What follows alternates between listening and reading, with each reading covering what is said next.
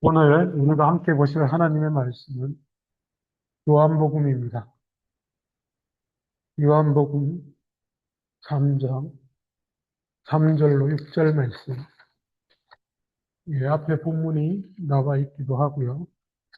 성경 보셔도 됩니다. 짧습니다. 요한복음 3장 3절로 6절 말씀입니다.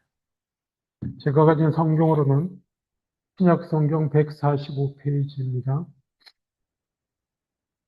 요한복음 3장 3절로 6절 말씀. 제가 봉독합니다. 예수께서 대답하여 이르시되 진실로 진실로 내게 이르노니 사람이 거듭나지 아니하면 하나님의 나라를 볼 수 없느니라.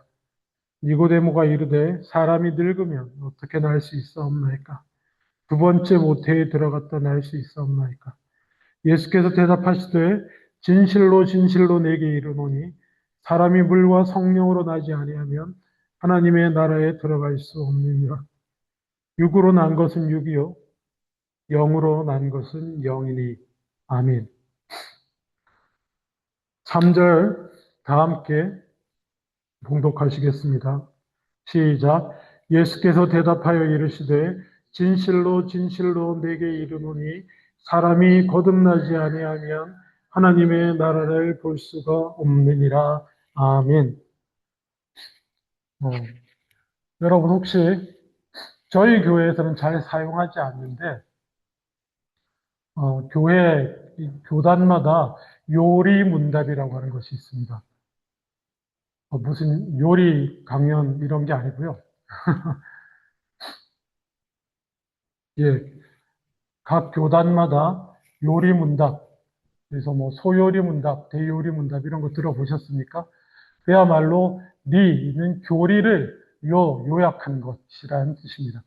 그러니까 성경 전체를 그 핵심만 잘 추려서 교육에도 사용하고 그야말로 교육용이죠. 교육용.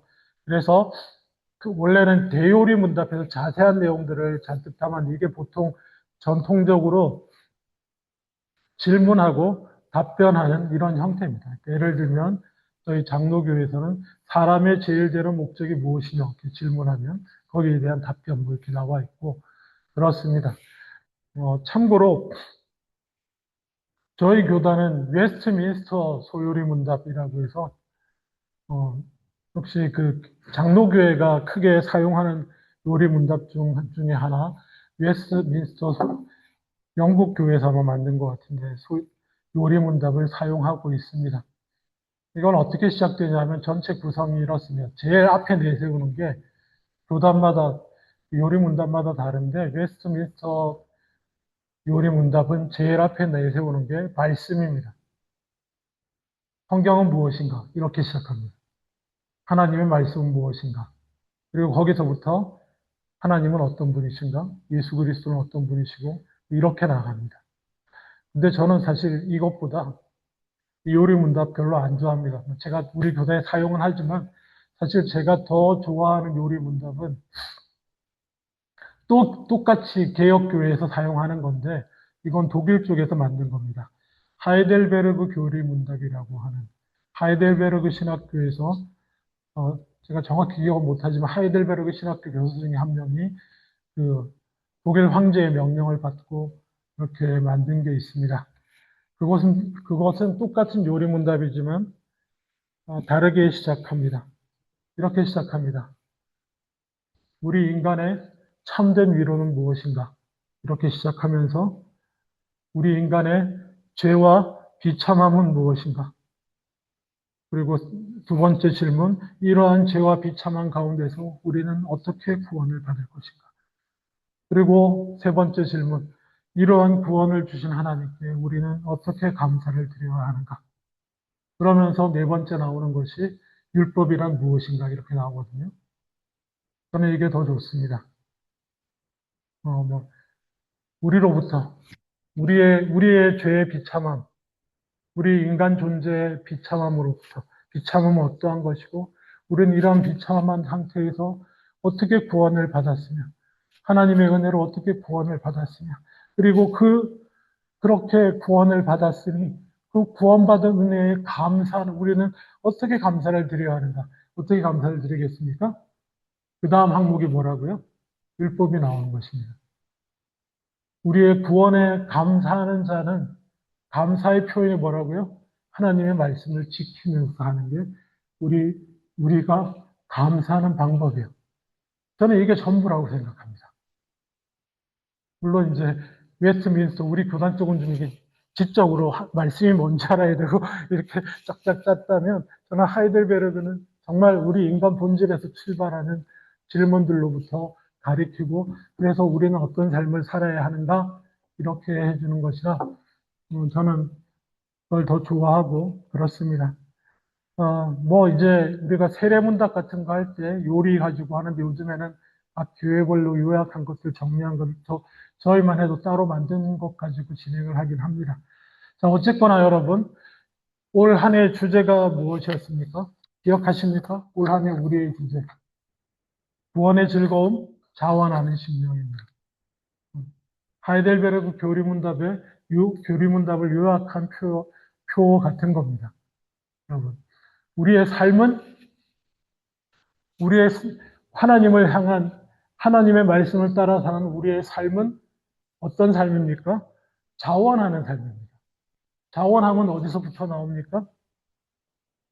자원은 기쁨으로 그리고 구원의 감사로부터 그 감사와 감격으로부터 자원하는 심령이 나오고 그 자원하는 심령으로부터 우리는 기쁨의 순종이 나오거든요.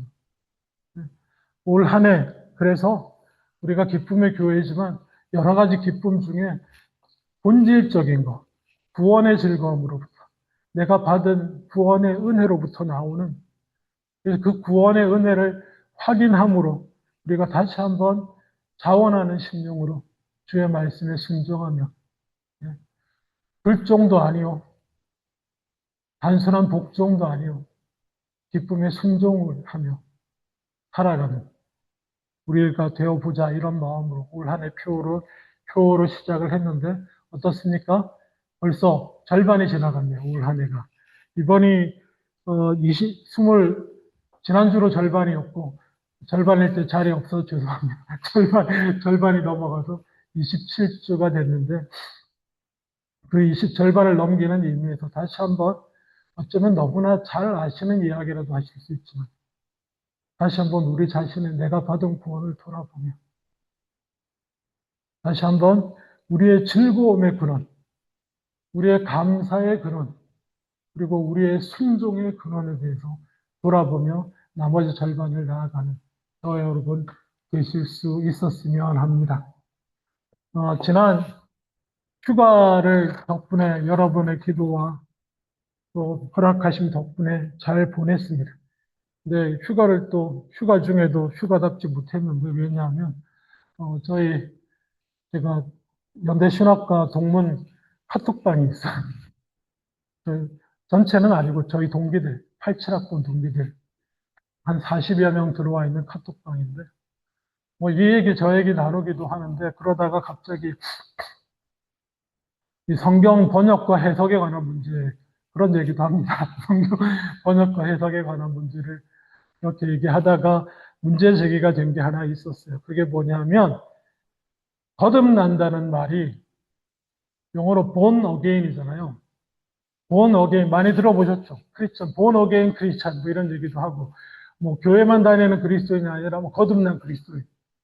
특히 막 그 선교회 뭐 CCC나 이런 데서 우리 왜 젊을 때 캠퍼스에서 막 이렇게 전도에 다니면서 도전한 게 교회 다니는 사람한테도 born again 했냐고 거듭난 그리스도인이니까 당신은 뭐 이러면서 도전하는데 아, 그 again이라는 번역이 맞냐는 거예요.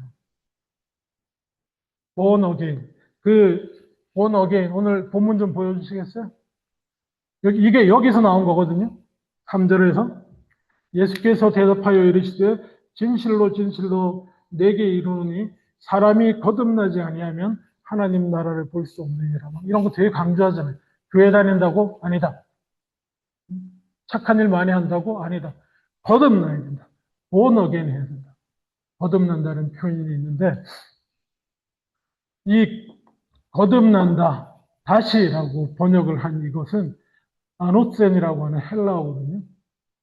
근데 이게 기억하실지 모릅니다. 제가 언젠가 지나가면서 한번 슬쩍 말씀드렸는데 위로부터라는 뜻입니다. 어게인이라는 뜻이 아니에요. 위로부터. 근데 왜 이런 문제가 발생했느냐? 킹 제임스 번역이라고 꽤 오래된 영어 번역이 있습니다. 킹 제임스 왕의 명령을 따라 헬라어 성경을 영어로 번역을 했는데 영국에서 그때 번역을 하면서 왜 그랬는지 모르지만 이 단어를 어게인으로 번역을 했어요. 아노스는.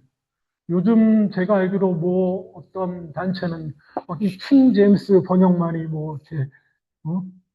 최고의 뭐 번역이고 다른 번역은 다 아니요. 킹 제임스 번역 이런 겁니다. 아니에요. 이 문제 때문에 그래서 다른 문제는 그러니까 그런 문제의 제기가 됐어요. 그래도 이 어게인이라는 번역이 사실은 우리도 긴가민가 했어요. 이게 헬라어 언어로는 아노센인데 원래 다시라는 의미도 좀 있는 거 아닌가? 그래서 어게인이라고 쓴 거 아닌가? 뭐 이래서 서로 의견을 교환하고 뭐 어게인이면 어떠냐? 이게 한국에 왔던 많은 선교사님들도 이 본 어게인 이 말씀에 도전을 받아가지고 초창기 한국의 선교사님들도 오고 많은 귀한 학생 선교 운동이나 이럴 때 큰 놀라운 역사를 일어났는데 굳이 이 어게인이라는 단어를 가지고 시비를 걸 필요가 있을까 뭐 이런 얘기를 하면서 우리끼리 다행히 우리 가운데 우리가 결론을 내려줄 만한 인물이 있었어요. 저희 동기 중에 심우진이라고 한국 장로회 신학대학교 신약학 교수가 한 명 있어요. 그래서 그 친구한테 이거 어떻게 생각하냐? 그렇게 물었더니 바로 대답을 정리를 쫙 해줬는데 이건 분명히 잘못된 번역이고 어게인 아니고 위로부터. 그러니까 이렇게 돼야 된다는 거죠. 사람이 위로부터 하늘로부터 나지 아니하면 하나님의 나라를 볼 수 없느니라. 그냥 뭐 단순히 다시 태어나야 된다. 근데 이제 니고데모는 나야 된다는, 태어나야 된다는 그 단어에 이렇게 꽂혀가지고 어떻게 다시 이렇게 되는 거예요. 그래서 이게 다 하늘로부터입니다. 그리고 제가 7절 안 읽었지만 7절에도 이렇습니다. 내가 네게 거듭나야 하겠다는 말을 놀랍게 여기지 말라. 여기도 거듭이 아니에요. 여기도 아노센입니다. 여기도 내가 네게 하늘로부터 나야 된다고 한 말을 놀랍게 여기지 말라입니다. 자, 여러분 어디 가서 뭐 그렇다고 굳이 이걸로 싸우지 마세요. 싸우지 마시고 그냥 참고로 예, 싸우지 마십시오. 여기까지 할 얘기는 아니니까 싸우지 마시고 알고만 계세요. 하늘로부터다. 우리는 하늘로부터, 위로부터. 그러면 자, 위로부터 난다는 게 무슨 뜻입니까? 이제 달라지는 거예요. 이제 우리의 묵상의 방향성이 달라지는 겁니다. 위로부터 나는 거 아니면 또 어디로부터 나는 게 있다는 거예요? 아래로부터 나는 게 있는 거 아닙니까? 그렇죠? 이렇게 되는 거예요. 아래로부터. 아래로부터 난다는 것은 무엇이며 위로부터 난다는 것은 무엇입니까? 자, 아래로부터 난다라는 건 우리가 이렇게 상상해 볼 수 있을 것입니다. 위로부터 나는 것이 아닌 우리의 일반적인 태어나 모두를 아래로부터의 남이라고 이해할 수 있을 것입니다. 아래로부터 이 아래의 세계는 어떤 것입니까? 이 아래의 세계, 우리가 태어난 이 아래의 세계는 어떤 것입니까? 전도서 전도서가 이 아래의 세계의 특징을 너무너무 잘 나타내 주고 있습니다. 전도서 제가 좋아하는 전도서 1장 9절부터 10절만 간단히 읽어드립니다. 이 아래의 세계는 어떤 세계인가? 이미 있던 것이 후에 다시 있겠고 이미 한 일을 후에 다시 할지라. 아래 세계죠. 해 아래에는 새 것이 없나니 무엇을 가리켜 이르기를 보라 이것이 새 것이라 할 것이 있으랴. 우리가 있기 오래전 세대들에도 이미 있었느니라. 이 아래의 세계의 특징은 새 것이 없습니다. 새 것이 없다니요.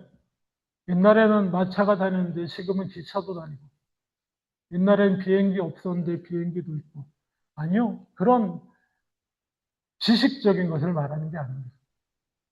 성경이 말하는 해 아래 새 것이 없다라고 하는 것은 지혜의 측면, 전도서는 지혜의 책입니다.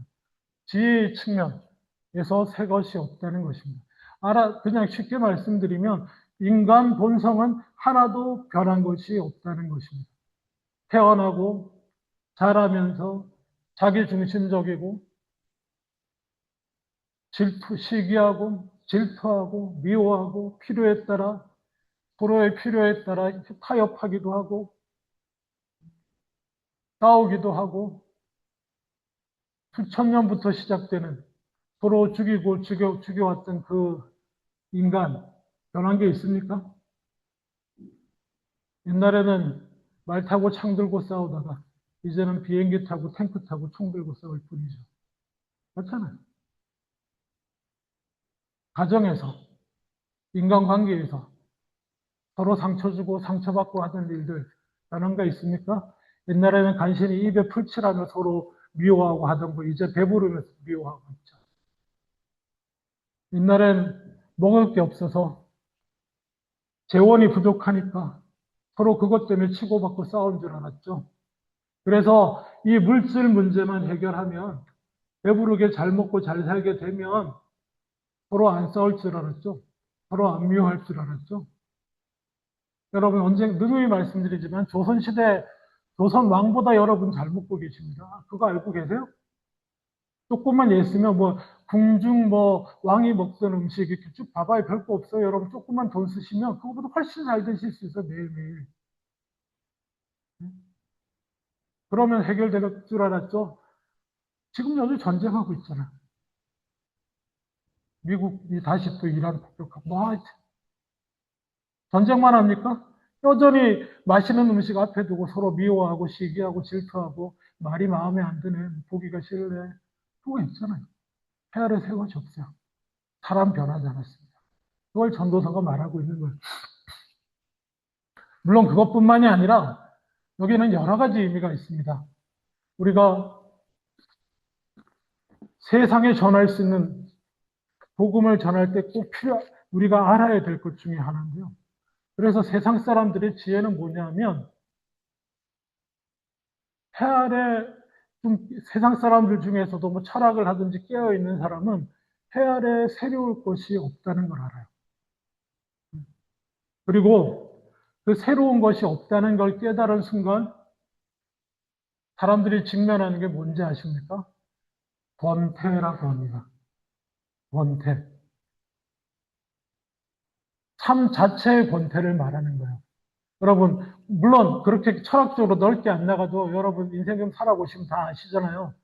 새 것이 없다 보니까 원래 재밌고 좋아하던 것 계속 해보세요. 거기에서 뭐가 오나요? 권태가 옵니다. 솔로몬이 다를 게 없어요. 이미 솔로몬이 그 권태를 경험했습니다. 전도서 읽어보시면 다 나오잖아요. 귀를 즐겁게 하고 눈을 즐겁게 하고 몸 즐겁게 할 모든 것을 왕이니까 물론 우리보다 수준이 한참 떨어지지만 그 당시에서는 자기가 왕으로서 비교할 것 없이 자기가 할 수 있는 걸 다 해봤을 때 결론은 헛되고 헛되고 헛된 것입니다. 권태가 오는 거예요. 새로울 게 하나도 없는 거예요. 이제는 그게 세상이에요. 그래서 우리가 뭐 잘 알다시피 현대인 특별히 까미 같은 경우 시지프스 신화 비유를 말하는 게 그게 새 것이 없는 인생의 권태를 표현해 주고 있잖아요. 시지프스 신화는 여러분 뭐 잘 아시겠지만 그거잖아요. 끊임없이 돌멩이를 벌을 받아가지고 이 시지프스라는 사람이 끊임없이 큰 바위를 굴려서 언덕 위에 밀고 올라가야 되는데 다 올라가면 다시 떨어져. 또 밀고 올라가야 돼. 이게 인간 존재라는 거죠. 반복이에요. 새 것이 없어요. 근데 그게 괴로움이고, 그게 권태고. 잘 본 거죠?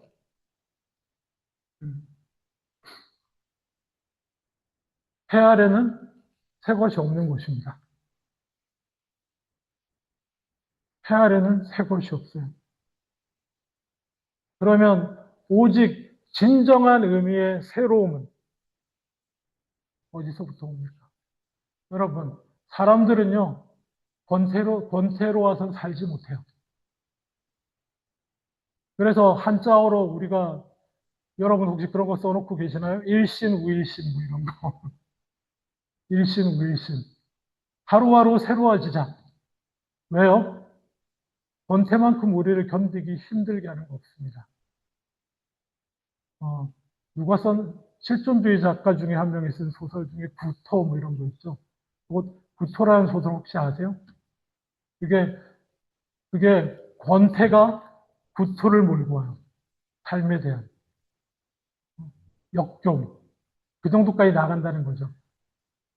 뭐 하여튼 그렇습니다. 아래의 인생은 그래요. 새롭게, 물론 아직 재정적인 여건도 안 되고 시간적인 여건도 안 돼서 많은 것들을 하고 싶은 대로 다 못 해보신 분들은 권태가 무슨 소리야? 얼마나 할 게 많은데. 이렇게 생각하실 분이 있습니다. 충분히 이해합니다. 아, 근데 내가 경험해 보지 않고도 끝을 헤아려 아는 것이 인간인 줄로 믿습니다. 내가 일일이 다 경험 안 해봐도 이게 이렇게 가다 보면 이게 마지막이 이렇구나라는 걸 헤아려 아는 것이 삶이, 그게 인간입니다. 사람의 자리에 우리가 서 있다면은 굳이 경험 안 해보셔도 돼요. 이미 다 그런 지혜를 성경이라는 것을 통해서 주어지지 않았습니까? 네. 그렇죠? 부부 사이도 원칙이고 무섭지 않습니까? 원칙이고 오면 무서운 건데. 하여간 존재 자체가 그렇습니다. 그러면 새로울 거 없는 세상 가운데 우리를 살아나게 하는, 하루하루를 살아가게 하는 새로움은 어디서부터 오는가? 그것은 고린도후서 5장 17절 보면 그런즉 누구든지 그리스도 안에 있으면 새로운 피조물이라 이전 것은 지나갔으니 보라 새 것이 되었도다. 아멘. 새로움은 그리스도로부터, 그리고 그리스도는 어디로부터 오신 분입니까? 하늘로부터, 아버지 하나님으로부터 육신을 입고 이 땅에 내려오신 그리스도로부터. 새로움은 새로울 거 하나 없는 이 아래 세상에 참된 새로움. 그래서 새로울 거 없이 돌고 돌면서 죽어가는 이 세상에 새로운 생명을 주고 새롭게 하는 능력은 오직 하나님께로부터, 하늘로부터 오는 것인 줄 믿습니다. 예수님께서 위로부터 나야 된다. 우리는 비록 몸은 아래로부터 태어났지만 너희가 위로부터 태어나야 된다고 하신 그 말씀의 첫 번째 의미 중에 하나가 여기에 있다라고 저는 여겨집니다. 예수 그리스도를 통해서만 우리는 진정으로 새로워질 수 있습니다. 진정으로 다시 태어날 뿐만 아니라 결론적으로 말하자면 날마다 새로운 은혜 가운데 새로운 삶을, 번태롭고 반복되는 세상 가운데서 새로운 능력과 새로운 힘을 얻어 살아갈 수 있는 가능성이 바로 이곳, 위로부터 오신 예수 그리스도 안에서 태어난, 하늘로부터 다시 태어난 그곳에 있는 것입니다. 그리고 그것이 구원입니다. 이 구원은 어떻게 얻을 수 있는가? 니고데모가 알아듣지 못한 것 같으시니까 예수님께서 5절에 이렇게 말씀해 주십니다. 예수께서 대답하시되 진실로 진실로 내게 이르노니 사람이 물과 성령으로 나지 아니하면 하나님 나라에 들어갈 수 없느니라 이렇게 설명해 주십니다. 니고데모가 이해 못해서 말씀해 주신 건데 혹시 여러분도 이해 못하셨다면 예수님이 이렇게 말씀하십니다. 하늘로부터 난다는 것은 물과 성령으로 나는 것이다 라고 설명해 주신 거예요. 자, 근데 한번 보십시오. 성령으로 이해가 되시죠? 성령은 어디서 오는 겁니까? 위로부터 우리 가운데 임하는 거니까 성령으로 나는 건 이해해주는데 그럼 물은 또 뭔가? 이것도 몇 번 말씀드렸지만 여전히 뭐 복잡하게 생각하실 수도 있는데요. 그렇게 생각하실 필요가 없습니다. 왜냐하면 예수님은 이 얘기를 한 번 더 하십니다.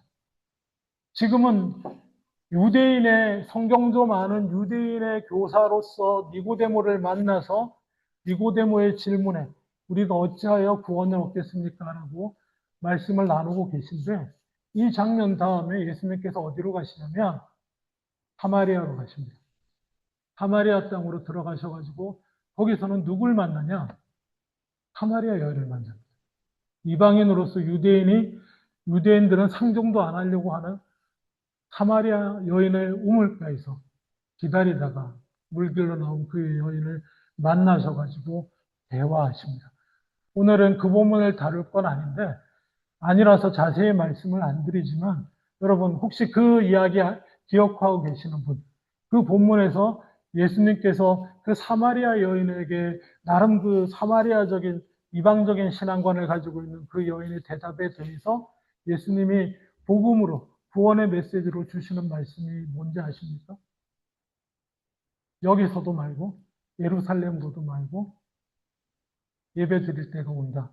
어떻게 해요? 성령과 진리와 성령 안에서 예배 드릴 때가 온다. 예배는 참된 예배는 우리 구원받은 자로서의 구원의 예배는 진리와 성령 안에서 드리는 예배다라고 그 여인에게 네가 이 사마리아에서 예배드림으로 구원받는 것도 아니요.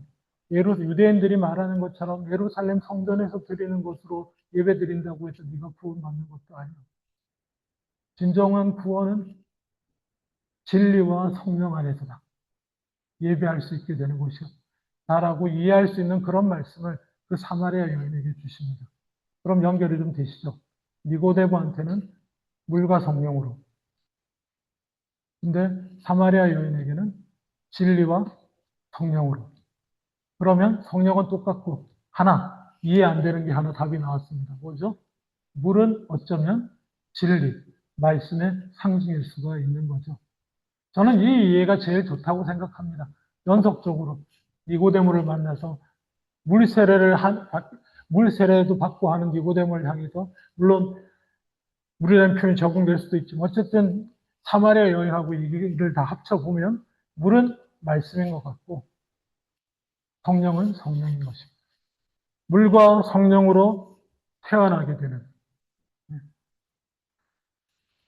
예수 그리스도. 근데 이게 사실은 위로부터 거듭나게 되는 것은 예수 그리스도를 믿게 되는 것이거든요. 예수 그리스도를 믿게 되는 것이 위로부터 남입니다. 위로부터 오신 예수 그리스도를 믿음으로 위로부터 태어나는 것이고 이것은 물과 성령으로 되는 일입니다. 그리고 6절에 보면 육으로 난 것은 육이요 영으로 난 것은 영이다. 예, 아래 세계는 육의 세계고 또 위로부터는 영의 세계인 것입니다. 그래서 아래로부터 나서 그것만으로는 결코 구원이 없는 것입니다. 자, 그러면 또 한번 생각해 보겠습니다. 사람은 태어난 곳에 영향을 받습니다. 태어난 곳에. 아래로부터 난 우리는 이 땅의 영향을 받고 살아갈 수밖에 없습니다. 몇 주 전에 그 이집트에서의 삶과 가나안 땅의 삶에 대해서 제가 말씀을 나누었습니다. 그 본문에 따르면 어느 곳이 아래에서의 삶이고 어느 곳이 위로부터 난 사람의 삶이겠습니까? 이집트의 삶이 아래에서 여전히 이 땅에서 아래에서 난 삶을 살고 있는 사람의 삶이고 가나안 땅에서의 삶이 이제 위로부터 난 사람의 구원받은 백성의 삶입니다. 아래로부터 난 사람은 이집트에서 머무는 사람은 이집트 땅의 원리와 원칙에 밀게 됩니다. 말씀드렸죠? 이집트는 어떻게 먹고 산다고요? 나일강의 홍수 시기를 체크하고 깨달아서 그 지혜를 가지고 그곳에서 먹고 삽니다. 자기 삶의 모든 것이 애굽 땅 나일강에 달려 있어요. 그런데 거기서 탈출해 나와서 구원받아서 가나안 땅에 들어온 이제 위로부터 태어나서 하나님의 백성으로 살게 된 하나님 나라의 사람들은 가나안 땅에서도 여전히 물이 있어야 농사를 짓습니다. 하지만 가나안 땅은 어떻습니까? 더 이상 그 아래를 내려다보고 요단강을 바라보고 있어서는 아무것도 안 되는 땅입니다. 오직 하나님을 바라보고 하늘에서 내려주시는 이른 비와 늦은 비를 바라보고 사는 땅이 가나안 땅이고, 그곳이 위로부터 난 사람의 삶의 모습을 보여줍니다. 아래를 보고 사는 것이 아니고 위로부터 난 사람은 하늘의 하나님을 보고 위를 보고 사는 것입니다. 여러분, 혹시 밴쿠버에 밴쿠버 삼성교회라고 있는 교회 있거든요. 물으셔도 돼요. 물으셔도 되는데, 제가 그 삼성교회를 왜 아냐면, 지금은 소천했지만, 이곳에서 제가 유학하면서 사귀었던 가장 가까웠던 친구, 이상한 목사가, 처음은 아닌데, 거기서 그 교회 거기 시작할 때 섬기면서 했던 곳인데, 거기 로고를 만든 이야기를, 교회마다 교회 로고가 있잖아요. 저희 교회는 물론 로고라고 따로 없는데, 삼성교회 로고를 만들면서 나눴던 얘기가 있습니다. 까먹고 있었는데 이 말씀 준비하면서 기억이 나더라고요. 밴쿠버 삼성교회 로고가 어떻게 생겼냐면은 역삼각형이에요. 정삼각형을 거꾸로 뒤집어 놨어요, 이렇게. 그게 로고예요. 왜 이랬을까요? 안정적인 거는 어떤 겁니까? 피라미드. 이 땅에 아래쪽이 넓게 두게 뾰족하게. 이게 평안과 안정이잖아요, 이 땅에서는. 근데 삼성교회 로고는 뒤집었어요. 땅에다가 우리의 안정을 두는 것이 아니고 뭐예요? 하늘에다가. 우리는 위로부터 난 사람이기 때문에 하늘이 우리의 평안과 안정의 근거가 되는 거예요. 그래서 피라미드의 삼각형을 뒤집은 거예요. 이 땅의 사람으로만 보면 이거 얼마나 불안해요. 그죠? 내가 이 땅에만 속한 사람이, 하늘을 모르는 이 땅에 속한 사람이라면, 거꾸로 뒤집힌 피라미드가 있다면 그거 보면 어떨 것 같아요? 너무너무 불안하죠. 근데 하늘로부터 태어난 사람은 이 땅에 뿌리를 넓게 두고 있는 그 피라미드가 불안한 거예요. 아멘? 오히려 거꾸로 뒤집힌 그 삼각형의 모습이 위로부터 난 사람의 진정한 평안이요, 안정된 삶의 모습인 줄 믿습니다. 저는 그때 너무 인상적이었어요. 담임 목사님 대단하신데 로고를 이렇게 만드시다니. 그런 기억을 했던 적이 있습니다. 말씀을 맺기를 원합니다. 여러분, 위로부터 난 사람의 삶은 아래에 얽매이지 않습니다. 위로부터 난 사람은 모든 삶의 방향성과 내 삶을 세워나가는, 그리고 내가 의지하고 하는 모든 것이 위로부터 나오는 줄로 믿습니다. 그렇게 우리 삶을 위로부터 난 자로서 삶을 새롭게 교정하실 때에 우리의 삶은 나날이 이 아래 세상에 돌고 도는, 그러다가 이것도 해보고 저것도 해보지만 마침내 권태와 구토 가운데 답이 없는 그런 인생이 아니라 날마다 새로운 힘과 능력의 삶을 경험하게 되실 줄로 믿습니다. 결론적으로 한 구절 말씀 더 읽어드리기를 원합니다. 말씀 읽기 전에 여러분, 우리 다 경험하고 계시지만 남자는 24살, 여자는 21세까지가 성장의 끝입니다. 제 얘기가 아니고 그거 하는 사람들의 얘기예요. 새로워지면서 계속 자라가는 게 그렇답니다. 그러면 남자 24살, 죄송합니다 여러분, 여자 21살부터는 무엇이냐? 다 컸고 이제 그 다음에는 허물어져 가는 시기예요. 허물어져 가는 시기. 제 얘기가 아니에요. 이 방면의 학자들의 얘기입니다. 우리는 그때부터 우리의 몸은 후패해 옵니다. 근데 놀랍게도 하나님은 이런 말씀을 주십니다. 위로부터 난 자들을 모두에게 주시는 말씀입니다. 고린도후서 4장 16절에 그러므로 우리가 낙심하지 아니하노니 겉사람은 후패하나 우리의 속은 날로 새롭도다. 아멘. 위로부터 난 사람은 우리 21살부터 후패해져가는 우리의 겉사람에 낙심하지 않습니다. 이걸 잊어보고자 좋은 거, 신나는 거, 즐거운 거, 이것도 해보고 저것도 해보고 하다가 권태와 이런 허망함에 빠져도 낭망하지 않습니다. 왜냐? 우리는 위로부터 났기 때문에. 하늘로부터 날마다 내 때를 따라 주시는 새로운 은혜를, 새로움을 경험하며 날로 새로워지는 삶을 살아가게 될 줄로 믿습니다. 그것이 위로부터 난 자의 구원의 증거인 줄로 믿습니다. 기도하겠습니다. 아버지 하나님, 위로부터 난 자임을 우리가 기억하고 하늘로부터 주시는 은혜를 이 변할 거 없고 반복되고 번태로운 이 세상 가운데서 벗어나서 참된 새로움을 날마다 누리며 그 구원의 기쁨을 누리며 살아가는 우리 인생 다 되게 하여 주시옵소서. 감사드리고 예수님의 이름으로 기도합니다. 아멘.